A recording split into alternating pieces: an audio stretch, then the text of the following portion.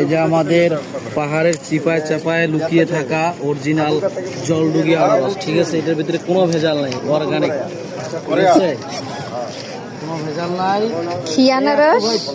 জলডুগি। চাক্কু কই? মিয়া চাক্কুটা দেন, কাস্টমার দাঁড়ায় আছে। এটা আসলে কোনো ভেজাল নাই আপনি, বুঝছেন? এটা ছোট আনারস, পাহাড়ের চিপা চাপায় পয়সা থাকে, বুঝছেন? এটা মনে করেন নির্ভেজাল একবার।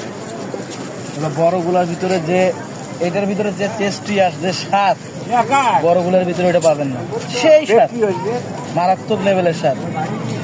এই যে মধু রসমালাই, এই যে খেয়াপালাই, এই যে এদিকে খাইলেই শান্তি, না খাইলেও শান্তি, গরমের আরাম। এই যে নাম তার আনারস, গরমের বাপ, আরামের বাপ। এই যে এই যে আরামের বাপ, এই যে খাইলে শান্তি, আরামের বাপ আছে। আমার কাছে আসছেন, পার্সেল নিব। হ্যাঁ, আচ্ছা আপু, পিস করে দেব? না, আস্তেই রাখেন, আস্তেই রাখেন। এই যে খাইয়া যান, আরামের বাপ।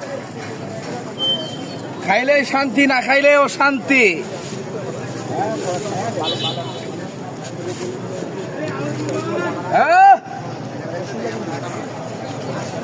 এই যে খাইলে শান্তি, এই যে গরমে আরাম, নাম তার আনারস। গরমে আরাম, নাম তার আনারস, খাইলে শান্তি। সর্দি, কাশি, জ্বর, ভিতরে অপরিষ্কার ময়লা পরিষ্কার করলে দিকে আসছেন।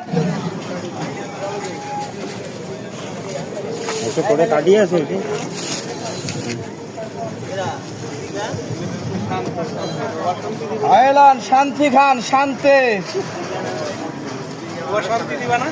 না, সুখ পেতে চাইলে চলে আসেন আমার কাছে। বেশি ক্লান্ত হয়ে গেলে চলে আসেন, এই যে শান্তি দিয়ে দিব, গরমে আরাম। দেশি ফল। কোন জায়গার এটা? এটা হচ্ছে আপু মধুপুরের পাহাড়ি,